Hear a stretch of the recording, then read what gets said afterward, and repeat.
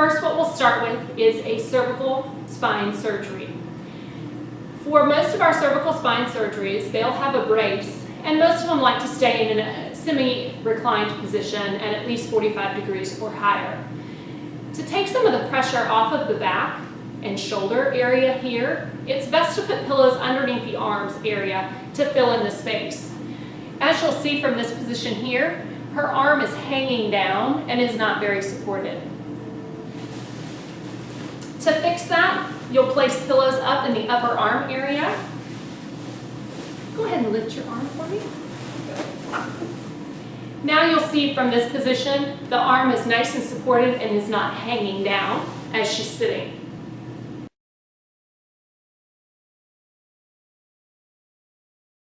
Now we'll go over some of our spine surgeries. So those spine surgeries that are either anterior or posterior, or those 360 spine patients, they like to get in a couple of different positions. So we'll go over a few of those.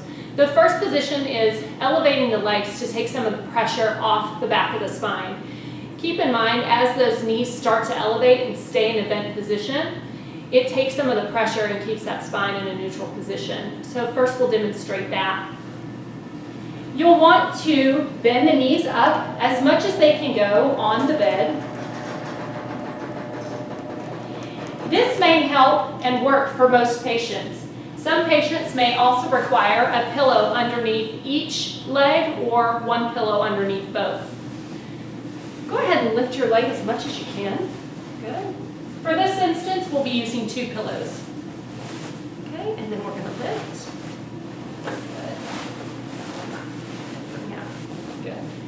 Now, if your patient is still not comfortable in this position, attempt to lift the head of their bed just a little bit to take some of the pressure off the back. So this is a supine position with knees bent and pillows under the legs. The next position that we'll do is a side lying position.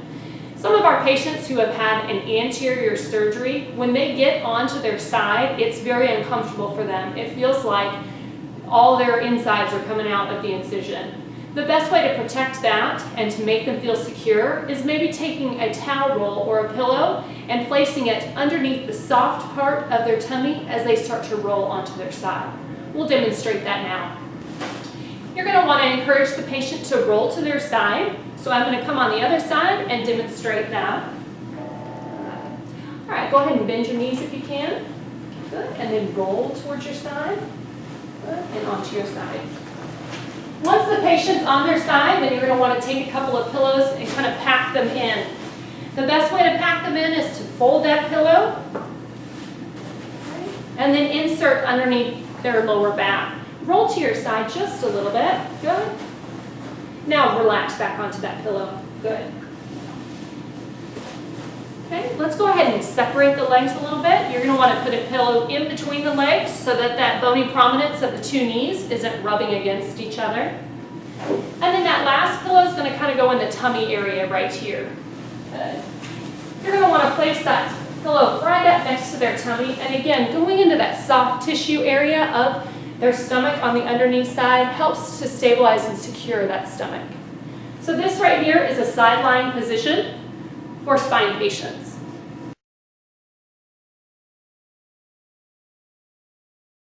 The next positioning that we're going to go over is for our total knee patients. Remember, when you accept that knee patient from PACU or throughout their stay here, we want to make sure that their knees are not in a bent position. For example, this patient here is in the wrong position. We want to make sure that that leg stays in a nice straight position when it comes to total knees, because knee extension is the most important in the beginning to help them walk properly. So what you'll want to do if you see a patient in this position is go to either the head or foot of the bed and lower those legs to a straight position. Now that their legs are in a straight position, you'll want to lock out that function on your bed so the patient does not accidentally bend their knees into a bent position. For total knee patients, you'll also want to take a focus on their feet. With all total knee patients, we don't want their toes going out to the side. We want to keep them perpendicular to the sky. When the toe goes out to the side, it can cause a slight bend in the knee when they're in the bed. So what you'll want to do is get a towel, roll it up into a log, okay, and then place by their leg here. Now, if the patient is still kind of turning out to the side, you may want to take a longer roll and go all the way up the side of the leg here. Making special caution that you're not putting anything behind the knee there, causing it to stay in a bent position. Keep in mind when it comes to total knee replacements, knee extension is the most important in the beginning. If their leg is nice and straight, then they can walk properly.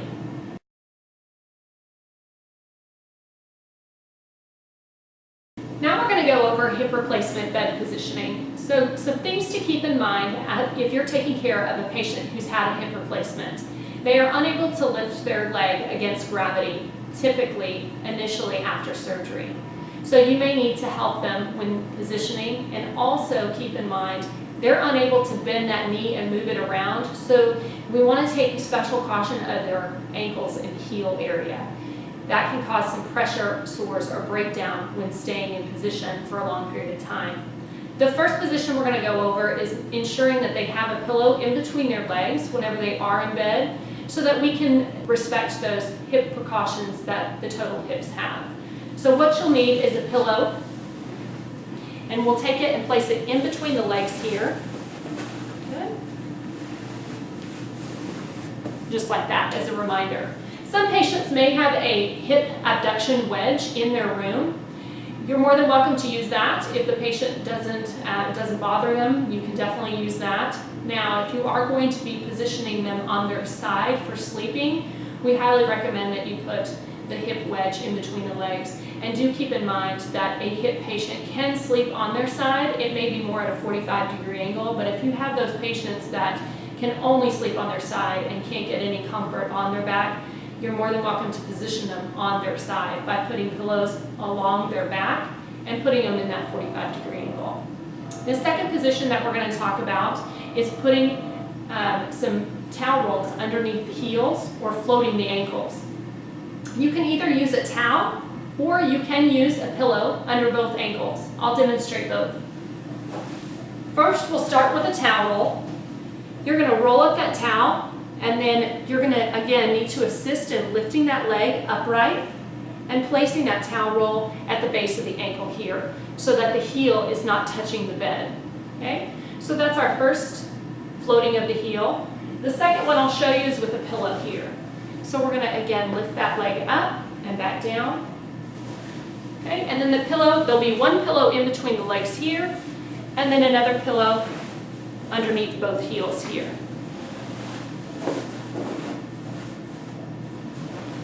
Keeping in mind, as you are floating the heels, you want to make sure that those heels are off the bed. So this is floating of the heels with a pillow position.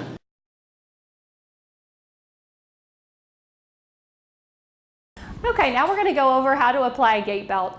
Remember, it's our hospital policy to put a gait belt on any patient that's getting up and moving around that's weight-bearing compromised or is a high fall risk. So those spine patients, your hip patients, and your knee patients, and possibly even those bariatric patients out there that are not moving very well. When you have a patient that is a hip or knee patient, you're going to want to put that gait belt in the waist area. For those other patients, like spine patients, maybe have an abdominal incision, you're going to want to place that gait belt in the upper armpit area. I'm going to go ahead and demonstrate both right now. Okay, so for our hip or knee patient, we'll go around the waist here. And remember, you want to go through the teeth side of your gait belt first and snug it around their waist. You'll want it around their waist pretty snug so that just your fingers can fit through. That way, if they do start to topple a little bit or you need to stabilize them, the gait belt won't go flying up into their upper chest area. Okay, so once we put it through the teeth side of the gait belt, then you'll secure it through the smooth side of the gait belt here. Remember too, as the patient starts to stand into an upright position, you're going to want to tighten that gait belt a little bit more as they start to stand. Okay.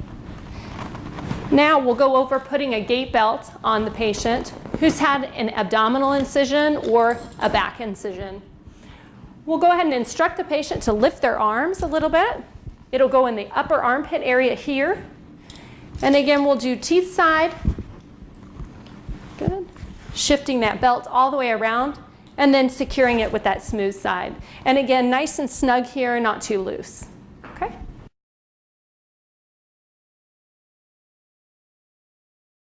First, we're going to start with bed mobility and trying to get your spine patient up and out of the bed.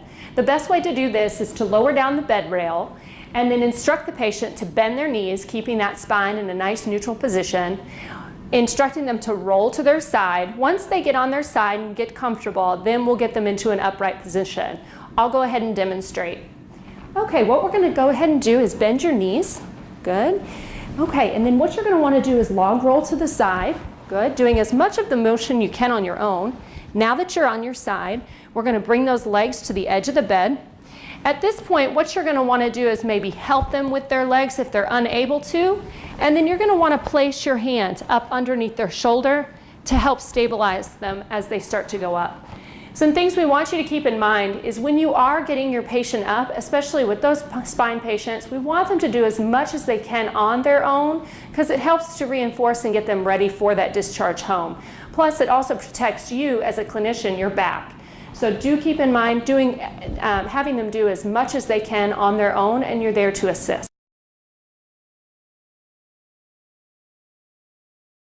Now we're going to go over getting a patient who's had a total knee up and onto the side of the bed.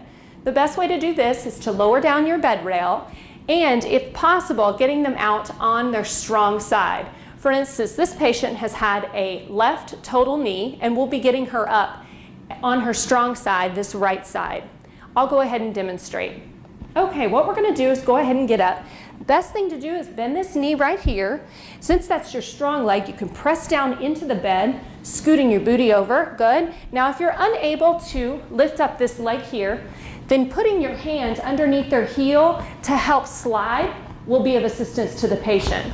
Okay, you want them to get as close to the edge of the bed as possible. Once they're there, this good leg will start to come down, and you will come and support their injured leg here as they start to swing around and sit up. Good. Remember, as a clinician, you want to protect your back as much as possible, so keeping that nice straight back as you start to swing around. Okay, and now they're up on the side of the bed.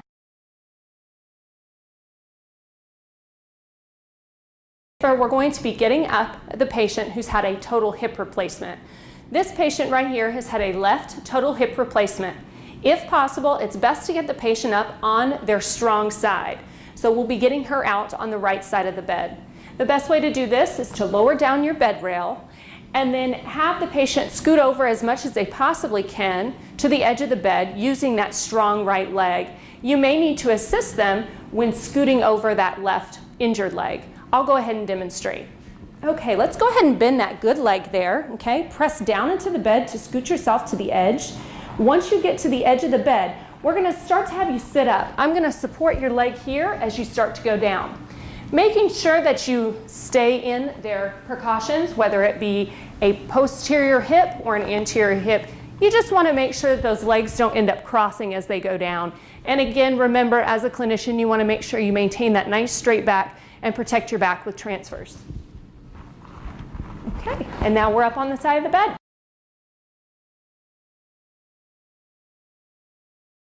Now we're going to go over bedside commode transfers. You're going to want to do this transfer if a patient is unable to make it to the bathroom in time or is weak from surgery but has their catheter removed. Those spine patients that do not require a rolling walker will not use a walker in this transfer, but all other spine patients, hip patients, and knee patients will need a rolling walker in order to perform this transfer. You'll also need a gait belt around the waist whenever you get them up and moving. You're going to want to get as close to the patient as possible in between the bedside commode and the walker, and then instruct the patient to scoot to the edge of the bed as much as possible. Once they're on the edge of the bed, instruct them to use their legs, use their arms to push them into an upright position, and then reach for the walker there.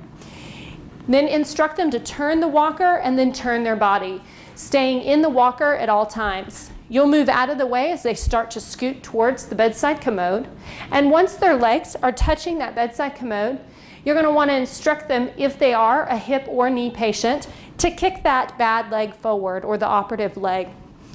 Then instruct them to reach back with their hands to the handrail on the bedside commode and slowly lower themselves down. Good. Once they've finished using the bedside commode, we're going to transfer them off the bedside commode back into bed. Whenever you are transferring them off the bedside commode, the first thing you want to do is instruct them to scoot to the edge of the bedside commode. It'll be easier for both of you to get the patient up and off the bedside commode. Then use the arms and instruct them to press off the handrails of your bedside commode, reaching for the walker here, and then pushing that walker forward, and then taking a step and transferring all the way back to the edge of the bed. Once their legs are touching the edge of the bed, you'll instruct them to again kick that operative leg forward if they're a hip or knee, and then reach back with the hands and let them take a seat down. Okay.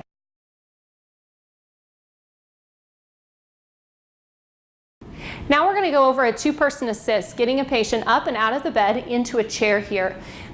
You may need two people to assist you for those patients that aren't moving as well, whether that be our back patients, our hip patients, or our knee patients. So we'll demonstrate that now. For instance, this patient right here, she is a left total hip patient. So what we will do is instruct her to use her good leg to help scoot to the edge of the bed, and we'll get her into an upright position first. All right, let's go ahead and bend your good leg here on the right side. Press down into the bed, scooting your pelvis over. Remember, at this point, you want to help them with their leg to scoot it to the edge of the bed. Okay, we'll scoot over. Good. We'll just go ahead and keep scooting to the edge there. Perfect. Now, with your two-person assist, what you're going to want to do is have one person down at the legs and have another person up at the upper body to help spin them around as they start to sit up. If this was a spine patient, you would have them roll to the side first and then have somebody with the upper body to assist them into an upright position, and then have another person at the legs to help them as they start to sit up. All right, for instance, this patient is that total hip patient, so we're going to have our second person assisting the upper body, and I'll be getting the legs here. All right, whenever you're ready, let's go ahead and start to sit up. Good. Remember, as clinicians, you want to make sure that you maintain that good straight back, whether you're helping in the back of the patient or down on the legs here. Okay, now that we have our patient into an upright position, in order to do that transfer, we're going to need some equipment. We'll first start with a gait belt. We'll be putting this around her waist. Okay. Good. And remember, with this one, you'll slide it through that teeth side first and then the smooth side, nice and secure around the waist. Then we'll be using our rolling walker to get her up and into this chair here. We'll place the walker right in front of the patient here and instruct the patient to push up with their arms and then reach for the walker when they get in an upright position. At this point, your second person will come in to help you and be on the other side holding onto the gait belt. Okay. Then we always count it out, 1, 2, 3, and letting the patient stand up on that third so all three of us are aware of what's going on. All right, so on the count of 3, we're going to go ahead and get into an upright position. Push up with your hands on the side of the bed. 1, 2, and 3, pulling upright. Good. Now that the patient's in that upright position, you may need to adjust the gait belt here. And then we're going to help her get to the side of the bed here. Go ahead and push that walker forward. Take a step with the left and then the right. Good. Nice job. Now, as you notice here, we switch places so that we have a hand on her at all times. Go ahead and back up till you feel your legs touching that chair. Once the patient is stable and back on that edge of the chair, you're going to instruct them to reach back with their hands and kick that operative leg forward. Good. Nice job. Now the patient is up into the chair. When they're ready to get back into bed, we'll go ahead and demonstrate how to get the patient from the chair back into bed and into a supine position.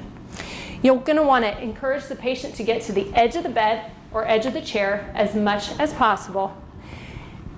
Then you'll get some assistance on either side here. Remind the patient to press with their arms into an upright position, and we'll do it on the count of 3. Okay, we're going to stand up on the count of 3. 1, 2, and 3. Good.